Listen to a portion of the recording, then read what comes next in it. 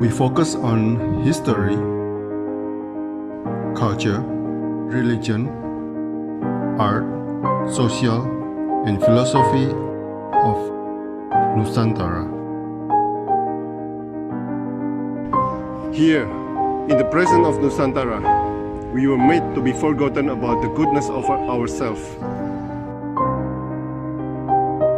Because negativity seems to be more interesting for us.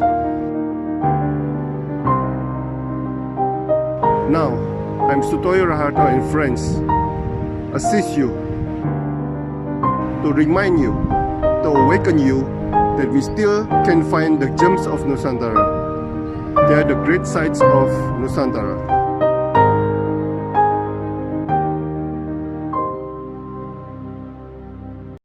Selamat siang Pak Eko Yulianto, seorang petani, peternak, musisi, tukang kayu, pekerja lepas, abdi untuk kehidupan lebih baik dan tidak terbatas hanya untuk satu dunia. Dan untuk saya pribadi, Pak Eko adalah penulis menurut saya. Asal manusia coba itu Pak. Iya. Oke, Pak Eko, saya mulai pertanyaan saya ya. Iya. Ya, Pak. Dalam menjalani profesi ini, beberapa profesi ini, apa yang Anda nikmati dalam proses berprofesi sebanyak ini, Pak Eko? Silakan. Menikmatinya ya mengabdi tadi itu Pak. Wujud dari pengabdian atas apa yang saya pelajari dari berbagai macam dunia tadi. Ya, berdasarkan dari sebenarnya dorongan dari dalam sih Pak. Mencoba sesuatu yang baru, dunia ternak, dunia tani. Dunia yang pertama saya memang dari awal itu sangat dekat dengan orang-orang tani di kampung saya Sukoharjo sana, melihat mereka ke sawah tiap pagi, ada sistem gotong royong waktu era-era saya dulu ya Pak ya. Sekarang udah semua harus bayaran. jasa panen aja sudah harus bayaran sekarang. Jadi ya dari situ muncul keinginan dan ya meneruskan laku-laku orang-orang dulu. Secara pribadi Bapak ini Pak. Aslinya Sidoarjo, Pak? Sukoharjo Pak saya Pak. Sukoharjo itu kabupaten. Sukoharjo, oke. Ya, Sukoharjo. salah satu kabupaten di Karisidenan Surakarta, bagian selatan. Sebelum ke Wonogiri kalau dari Solo Pak. Iya. Oke. Nah, sejak kecil Pak di dunia pertanian dan peternakan itu? Ya dulu dari ibu dulu kan juga pernah ternak ayam potong itu waktu saya masih SD. Terus waktu awal-awal kuliah juga ternak ikan nila di Kali Mati di Kali Bongolan Solo Pak dulunya Pak itu Pak. Jadi kali itu dibendung karena rutenya terlalu berkelok-kelok sering banjir, maka rutenya dibikin simple oleh pemerintah. Nah, rute-rute yang berkelok-kelok itu kebetulan melewati salah satu kampung ibu saya. Nah, di situ air genangannya itu dimanfaatkan warga, salah satunya keluarga juga untuk bertani nila. Gitu. Saya sendiri taninya di ikan hias di rumah sini. Ya.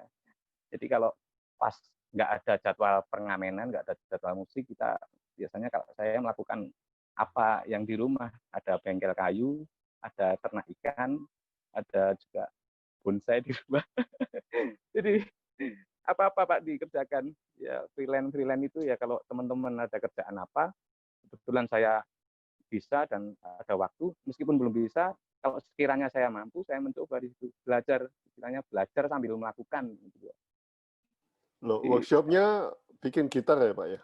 Ya Pak, bikin gitar juga. Gitar dulu produksi rutin, tapi gitar kadang ya beberapa alat musik. Tapi sekarang udah pesanan doang Pak. Kalau ada pesanan, harga cocok ya kita kerjakan. Oke, dulu selain gitar apa aja Pak? Yang paling banyak waktu rame-rame musik akustik itu seringnya pesanan kahon Pak. Drum perkusi gitu, yang dari bahan stok kayu, kadang triplek gitu. Udah banyak produksi di sini. Jadi ya, teman-teman yang pakai teman-teman nggak pernah promosi, nggak pernah dari teman ke teman. Kebetulan teman-teman pelaku seni musik khususnya di Solo rata-rata udah tahu juga di sini produksi gitu. Oke.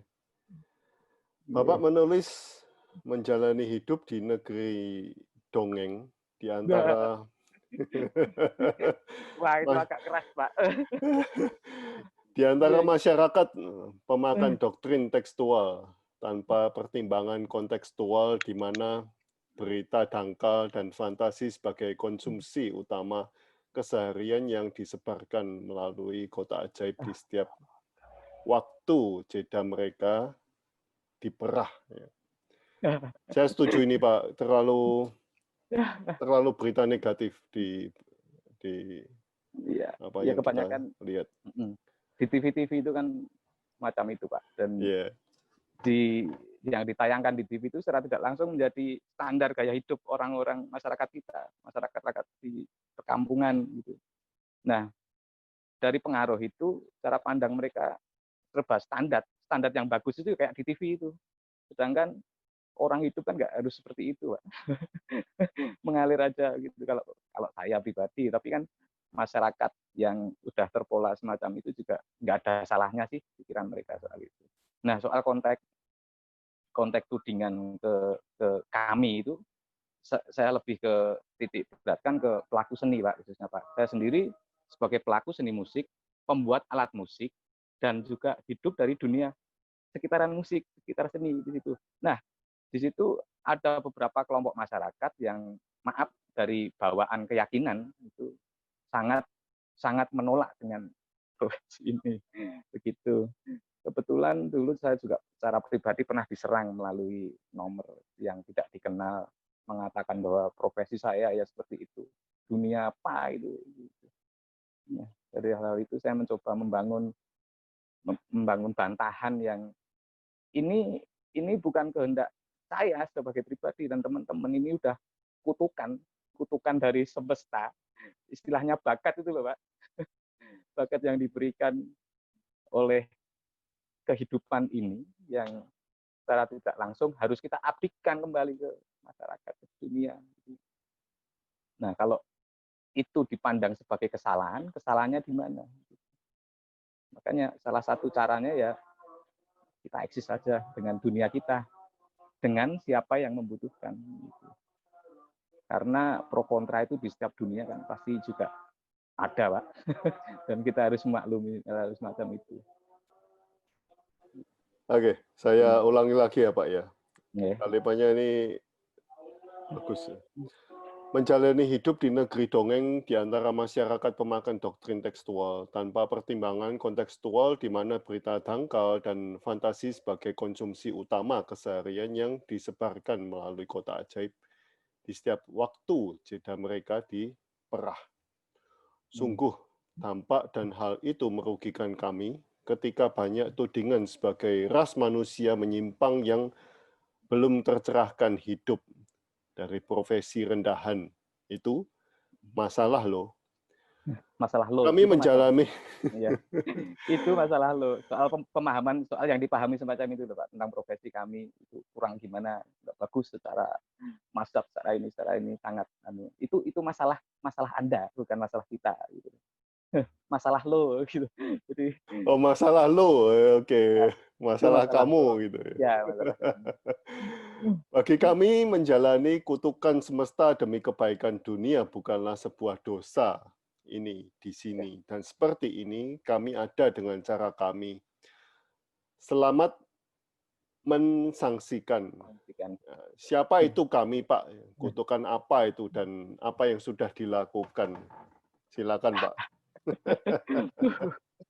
Ya, tadi Pak, kami ini orang yang dicap oleh beberapa golongan tadi sebagai pelaku musik yang hidup dari industri musik, dari bunyi-bunyian, kan ada juga hadisnya di salah satu mazhab itu perbuatan yang sia-sia gitu. Ya, kalau dengan hukum-hukum tertentu kan saling berbenturan gitu, Pak. Ya, itu. Soal pemahaman itu masalah Anda. Tapi bagi kami pelaku-pelaku seni yang khususnya musik, yang dunia hiburan gitu, yang dipandang profesi najis, istilahnya nista gitu.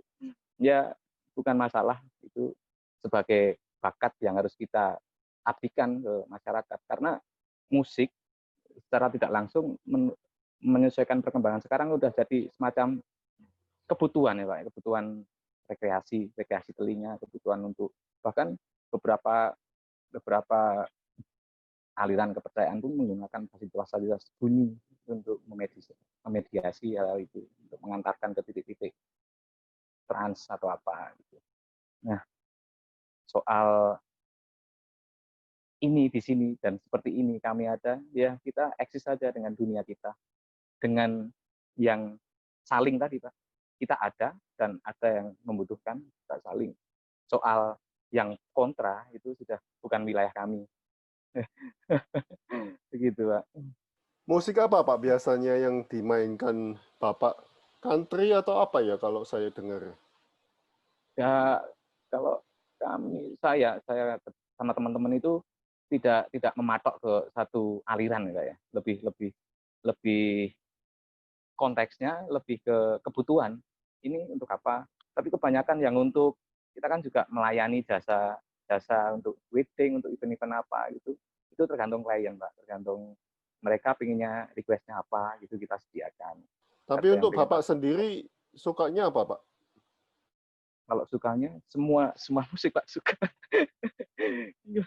Karena dari kecil pernah suka dangdut, mulai SMP SMA itu beralih ke metal, sekarang udah mulai musik-musik yang agak tinggi secara kebutuhan, Pak. Kalau pribadi, kalau untuk sebagai pelakunya saya dibutuhkan mau ditempatkan di musik apa saja siap gitu. Mau main rock, main pop, main lagu kenangan, keroncong pun siap, bahkan kadang juga ikut di dunia teman-teman gamelan gitu. Gitu, Pak. Saya suka yang campuran gamelan ya rasanya. Gamelan dan Iya, musik iya. apa itu yang dicampur itu? Iya, itu kalau itu udah terinfluen dari dunia kampus dulunya, Pak. Ada interaksi sama teman-teman karawitan, ada teman-teman pedalangan. Di situ kan juga saya juga gabung di teater kampus. Untuk kebutuhan musikalnya kan kita udah kebutuhan musiknya untuk memperkuat adegan, untuk memperkuat di keteateran terus atau apa. Jadi musik untuk musik. Dia berdiri sendiri, bukan sebagai hiburan. Udah beda wilayah kalau itu, Pak. Wilayah Pernah ikut konsumennya rekaman Pak? Oh pernah Pak, tahun 2002 pernah bikin album juga, album indie dulu sama teman-teman Primitif. Sampai sekarang pun juga masih eksis kecil-kecilan, bikin jamming. Ya gitu Pak. Laku kita selama ada waktu, selama semacam lepas lelah dengan hiruk-pikuk dunia ini bermusik begitu. Wow. Nah, selama ini di antara beberapa profesi itu yang paling menarik untuk Bapak yang mana, Pak? Yang paling menarik itu semua menarik Pak. Semua menarik. Semua menarik karena tiap dunia itu kalau kita mau mendalami itu banyak Pak yang bisa diambil. Misal di dunia ikan gupi itu di situ ada estetika juga, ada wilayah estetika juga yang masih ada rangkaian dengan dunia saya yang saya sekolahin dulu dunia seni, terus Dulu di dunia mana, Pak? tanaman. ISI. Saya diisi Pak, ya Oh, etnomusikologi, ISI apa? isi Surakarta, Fakultas apa? etnomusikologi Pak. Oh, oke. Pengkajian kebudayaan yang lebih ke musik ya. Iya. Iya. Jadi dunianya nggak jauh-jauh dari yang berbau estetik. Ya kalau untuk bisnis memang kadang nggak terlalu, tapi lebih ke kemantepan. Wilayahnya udah lain beberapa hal. Ya harus membedakan itu Pak, kita di mana posisinya, dibutuhkan sebagai apa, di sini sebagai apa ya. Pengabdi lah Pak. Hidup saya sebagai pengabdi. Untuk kebutuhan rohaniah ya berbonsai, nukang kayak gitu. Soal laku atau tidak bukan urusan saya.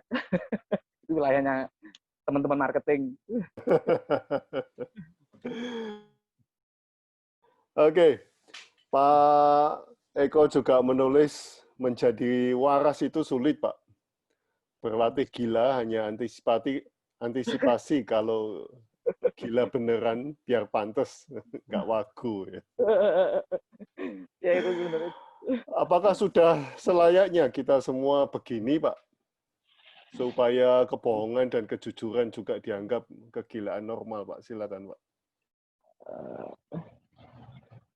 Kebohongan dan kejujuran.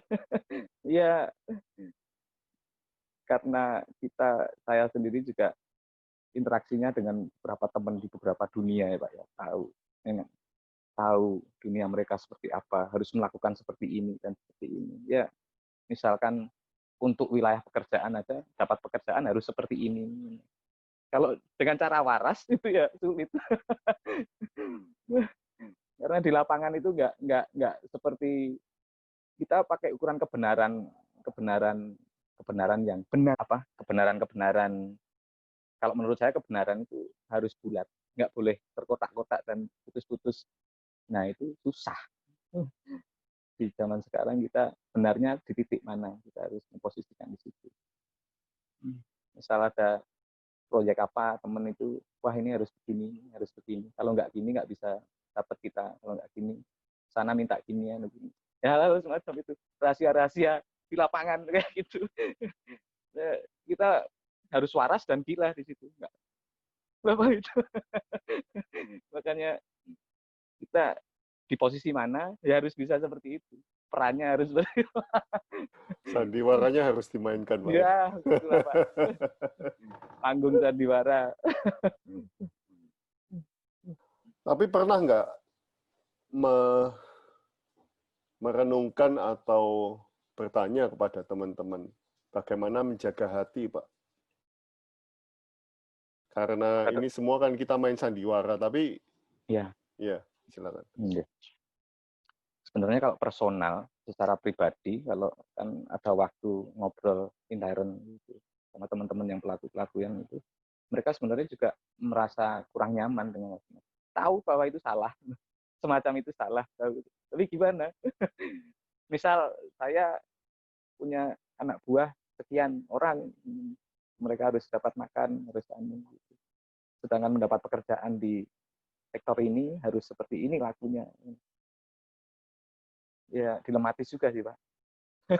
Akhirnya ya tadi semua jalurnya harus seperti itu ya, mengikuti jalan-jalan yang benarnya kurang tapi udah jadi standarnya seperti itu, standar benernya harus gitu.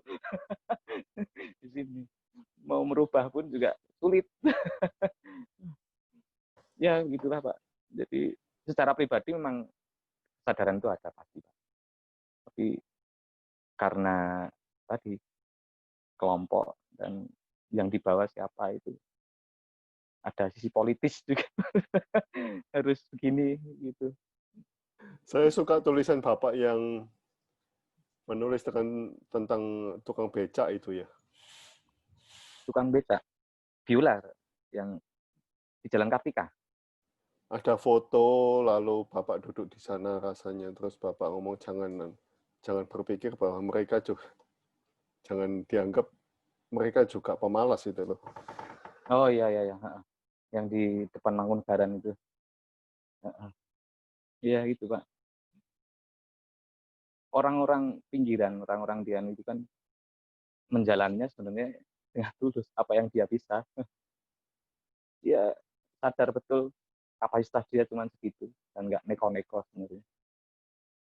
Nggak pernah yang bahaya itu kan yang yang ada kepentingan lain. Jadi kalau yang benar-benar cari nafkah itu mereka orang-orangnya tulus sebenarnya. Di pasar-pasar, Panggul itu semacam itu, dan masih banyak ya. Masih banyak di dunia kayak gitu. Dunia pedagang yang sampai tua bahkan sampai mati, hidup, bangun pagi, tidur, makan, sampai kembali aktivitas lagi di situ juga banyak. Saya kadang jalan-jalan ke pasar-pasar kota gitu melihat kehidupan orang-orang. Jadi kalau di Jawa dulu ada pemahaman bahwa jangan tangi awan, jangan bangun siang, nanti rezekinya dipatok ayam. ditotol pitik itu udah nggak berlaku di perkotaan, Pak. Di beberapa dunia itu nggak berlaku kayak gitu. Ada beberapa yang hidup memulai hidup itu jam 12 malam melakukan aktivitas. Bahkan di beberapa pasar kota itu 24 jam berkesinambungan. Dari pagi ada semacam sip-sip yang kios-kios resmi itu buatnya pagi biasanya. Nah setelah mereka tutup, disambung lagi ada yang memanfaatkan di sisi kosong itu untuk hidup juga. Iya, iya, kalau kota-kota besar udah hampir Ya, 24 jam, Pak. Iya, ya gitu kan, gitu 4 jam. iya. Gitu. Ya.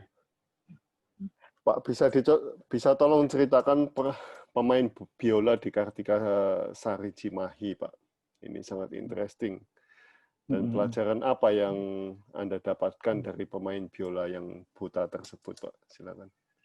Ya, kalau saya dapat semacam spirit Pak ya, dari Bapak itu, dia melakukan beberapa dunia sebenarnya. Enggak kalau mau apatis saya udah buta, bisanya cuma mijet aja. Tapi tidak menerima itu. Dia melakukan hal-hal yang lain bahkan di luar penerimaan dia yang seharusnya. Nggak buta ya paling jadi tukang pijet, jadi apa? Enggak, dia dikasih salah satu pelanggannya itu ngasih biola gitu ya, ini biola anak saya sekarang udah nggak pernah pakai lagi, silahkan dipakai.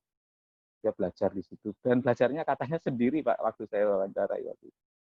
Saya belajar sendiri Mas, dengar anu. Nah, makanya di situ saya kasih pengantar kalau dilihat dari segi teknik dari anu nggak sekolah memang dari otodidak. Nah, dari satu hal yang diambil oleh alam itu misalkan kecacatan di matanya tidak bisa melihat itu tergantikan oleh kapasitas yang lain, insting, naluri, rasa, musikal itu. Dia bisa hidup dari situ dan bahkan pemasukannya lebih dari sebelumnya sebagai juru pijet. Gitu. Dengan belajar sendiri, melakukan sendiri, ya gitu. Yo ngopo Mas, dulu pernah dia ikut semacam kan ada komunitas netra yang pijet itu dikasih seragam dikelola orang gitu. Ya, dia dapat persenan ya antara marketing dan pelaku itu kan sangat kesenjangannya tinggi juga.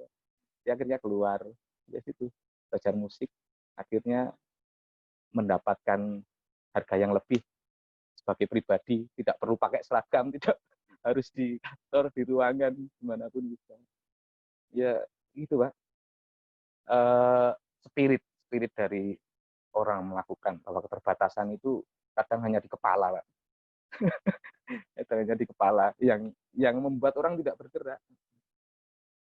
Saya dulu pernah ngumpulin beberapa teman, beberapa junior juga yang katanya susah cari kerja. Ayo belajar bareng, di sini ada alat, ada bahan, ada barang.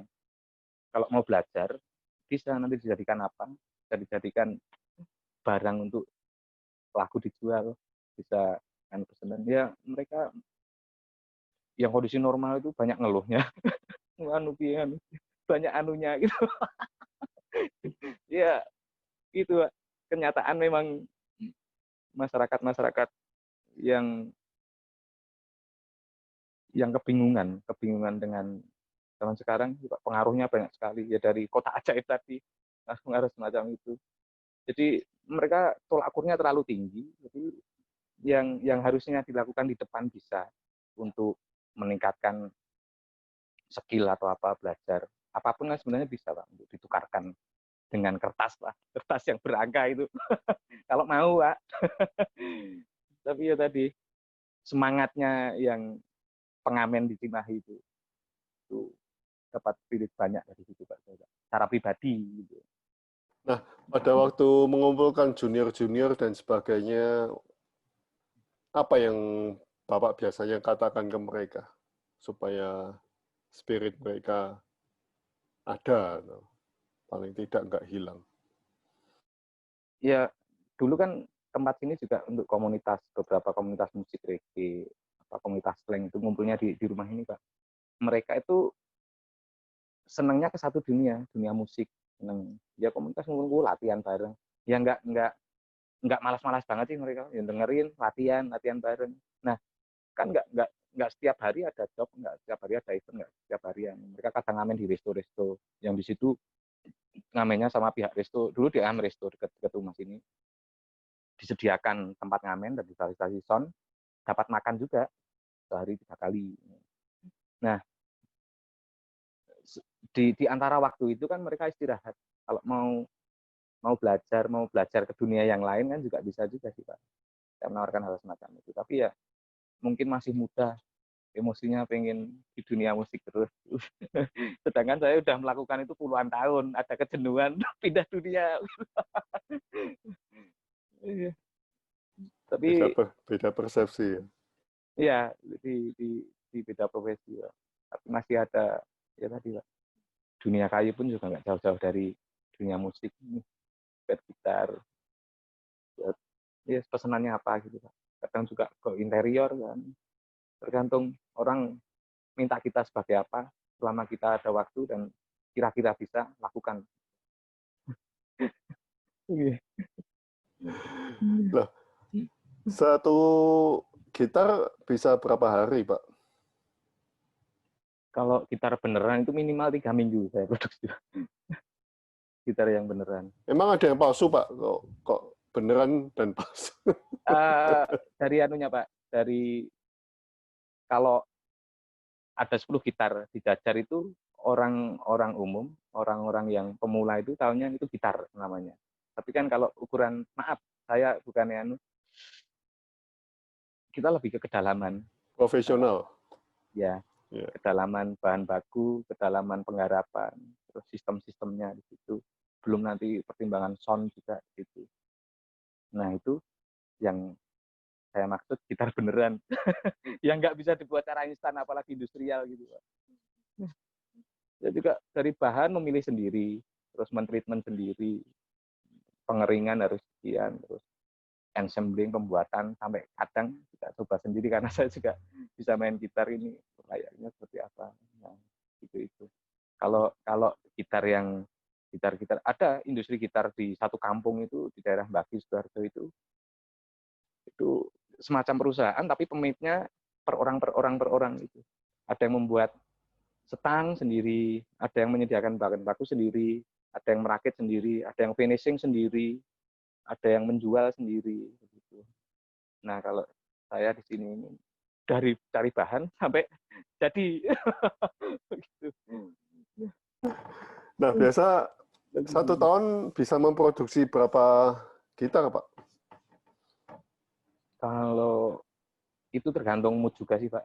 Oh, nggak tergantung pesanan ya? Nggak, kalau ada pesanan ya kita kerjakan. Tapi nggak bisa dihitung setahun berapa gitu, Pak. Kalau pakai hitungan matematika ya kalau 3 minggu setahun minimal 12. Tapi nggak sepanjang itu. Pak. Saya masih membuat, tapi tidak untuk pesanan. Membuat untuk kebutuhan saya, Pak. Kebutuhan tadi Pak, ekspektasi harus seperti ini. Dan soal waktu saya nggak ada deadline begitu. Membuat senyaman saya, selonggar saya, dan sejadinya.